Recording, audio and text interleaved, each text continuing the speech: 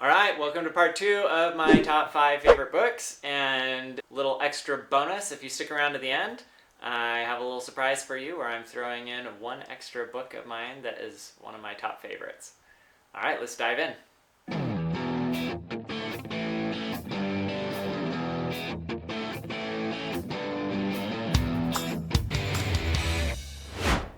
All right, the next book on my list is one I just finished recently, and it is definitely one of my favorite books in the realm of venture capital.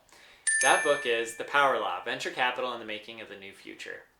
This book is fantastic. It is a big read. So the prior books that I mentioned, pretty quick.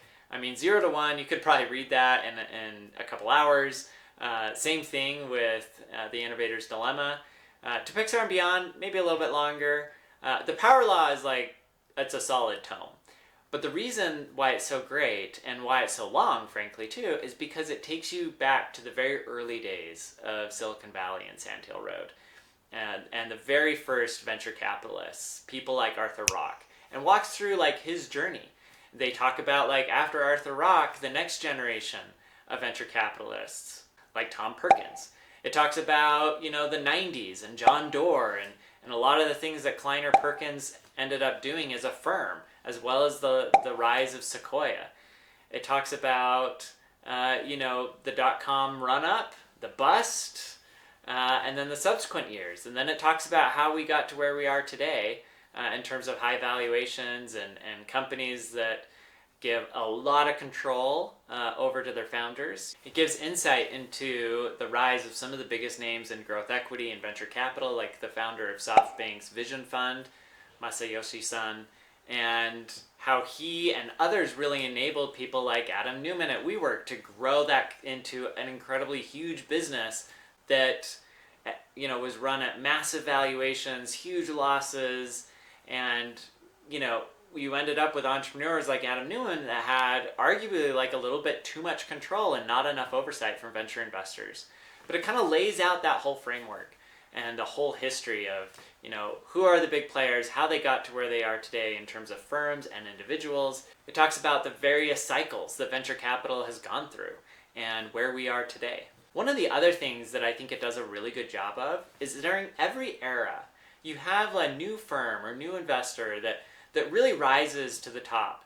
And the book does a good job of really analyzing what it was that allowed that investor or group of investors to really succeed when others were struggling. And usually it comes down to this concept I've talked about in other videos, which is that you have to have an earned secret, not only as an entrepreneur, but also as an investor. And what do I mean by that? Well, one of my favorite examples is Bill Gurley over at Benchmark. And the thing that was interesting about Bill is that he was one of the very early pioneers of investing in marketplaces. Because he had invested, both him personally and his firm, in marketplace businesses like eBay and OpenTable, he was able to identify very early on the metrics that truly mattered for the next great business, and was able to write the very first institutional check into Uber and netted a multi-billion-dollar return on $12 million invested. The book is full of different examples in which VCs understood one unique piece of building companies and entrepreneurships, and they were able to leverage that to create a huge advantage and generate massive returns for their investors. I think it's important to understand the past because even though history doesn't really repeat itself, it certainly rhymes. And I think as you understand the context of where you are today as a venture capitalist, the people that came before you, the things that worked, the things that didn't, it gives you better insight into places where you should be looking to create your own competitive edge, to develop your own earned secret, and hopefully be able to generate massive home run returns for your investors. Lastly, the book also does a good job of explaining the importance of the power law when it comes to venture capital and venture investing. That is, that a few investments and a few venture funds will generate the vast majority of returns in a given sector. And that's something that as an aspiring VC or as a current VC, you really need to understand, because it's really easy to fall into the trap sometimes of like investing in companies that, they seem pretty decent, and they've got good traction. They're just maybe not growing as fast as they could be. Or maybe like the market opportunity is not quite as big as you would like it to be, but you feel like, hey, this is a relatively low risk and one I should make because, maybe I'm not going to generate a 10, 20, 30 times return on my investment, but if I generated like a solid like 2 to 3 times, that feels very realistic here. And that is a trap that I see a lot of new venture investors fall into. And really, it just doesn't work that way because building businesses that scale is hard. And so if you're going to be like swinging for the fences, you might as well like shoot for the moon and end up in the trees, right? Is kind of the saying. People sometimes do those deals and then be surprised when the company really struggles to raise additional funding to continue to grow and operate. And that's because other investors recognize that if they're going to invest in a company, they really need to be swinging for the fences on that investment, and they're not going to waste their time on companies that don't have the potential to generate home run returns for them.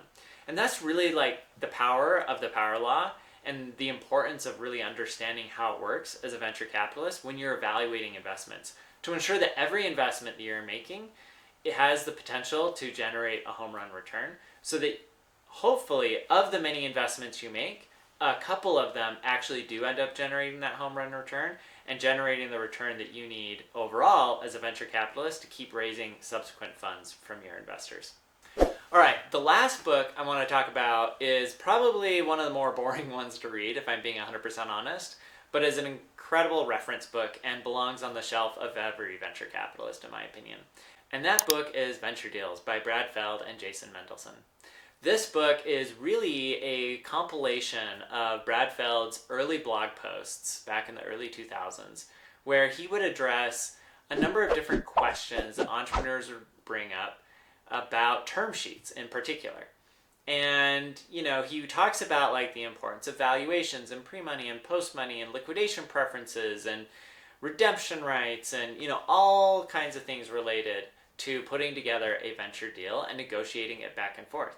He talks about what kinds of terms tend to be more VC favorable, which ones tend to be more middle of the road, which ones tend to be more entrepreneur friendly. He talks about the pros and cons of giving or taking on certain terms. And it's also another required reading within our firm because I think it does such a good job of explaining one of the pieces that is most important for any investor, particularly a venture investor, to understand. If you really boil it all away, great investors get compensated so highly because they are really good at pricing risk. And what do I mean by that? Well, pricing risk is this exercise of being able to say, hey, in the future, I think that there is this big outcome that is possible, right? Or some outcome. It could be a big outcome, it could be a not so big outcome. What's important then is then evaluating all the factors that go into whether or not that company will achieve said outcome. If it's a really, really big potential outcome, what are all of the things that have to be true, that have to happen in order for that outcome to occur? And what's the likelihood of each of those things? Or in other words, the risk that will not end up happening. Good investors are able to price that effectively. There's this quote from Tim Draper, who's a very successful venture investor in Silicon Valley, where he talks about, there are no bad deals, there's just bad prices or bad valuations on those deals. Your job as a venture investor is to figure out what the right valuation should be for that company so that you're investing at a place where, given all the risks and the expected outcomes, if it is successful, it generates a big enough return to compensate you for the significant risk that you're taking on as an investor. The reason that I like venture deals so much when it comes to understanding how to price risk, that is because pricing risk does not always involve just the valuation. A lot of time entrepreneurs get really hung up on the actual value of the company, right? Maybe they want to be a unicorn, maybe they're worried about dilution, maybe they just want to brag hey, my company's worth so much and therefore my ownership's worth so much. But good entrepreneurs and good venture investors will focus not just on the valuation, but all of the other terms. Things like liquidation preference that protects their downside, or pro rata rights that allows the investor to continue to put more money into the company. And also, by the way, can limit the options of the entrepreneur when they're approaching other investors that they want to bring to the table. Could also include things like redemption rights, where the VC can come in and push the entrepreneur to sell the business, or different voting rights and voting structures and board seats that give the VC more control over the company even though they are a minority stakeholder in the company. And Venture Deals is a incredible book to help you understand all these different tools and levers that can be used in the negotiating process. I hope that you're able to go out and get these books if you haven't read them yet, and that you enjoy them as much as I have. Certainly there are a lot of books out there about venture capital, entrepreneurship, and investing and so forth, but these ones should give you a good foundation as a venture capitalist to understand how to think, through books like The Innovator's Dilemma and 0 to 1, or what it's like actually running a startup and the pivot points and dealing with entrepreneurs and investors and so forth, like in to Pixar and beyond. Or understanding the history and how we got there and the context of what it means to be a venture capitalist, like in The Power Law. And lastly, to understand the dynamics of setting valuations and price with books like Venture Deals.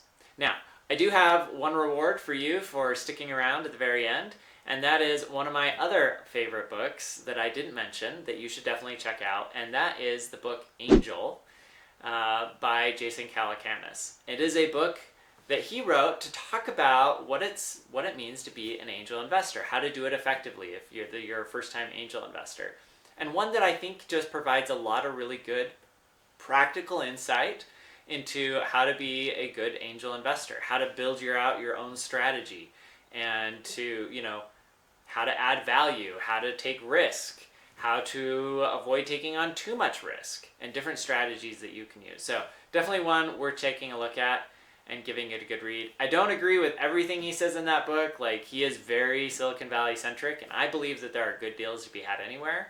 But a lot of his other concepts I think are really good and ones I would stand behind. If you're excited to read any of these and you don't own them yet, please consider supporting the channel and clicking on one of the affiliate links down below. It really helps me support this channel and cover some of the production costs related to creating great content like this for you. Have you read any of these books so far that I've talked about? If so, I would love to learn down in the comments what your big takeaways were. Did you see anything different than what I saw? I think there's a ton to learn from different people because everybody has a slightly different perspective. And I'd love to learn from you, if you've read these books, what you think. What stood out to you? Did you like them? Did maybe you not like them? Maybe they weren't that impactful and you were disappointed. Anyways, throw it down in the comments below. Let's carry on the conversation there. Thanks so much.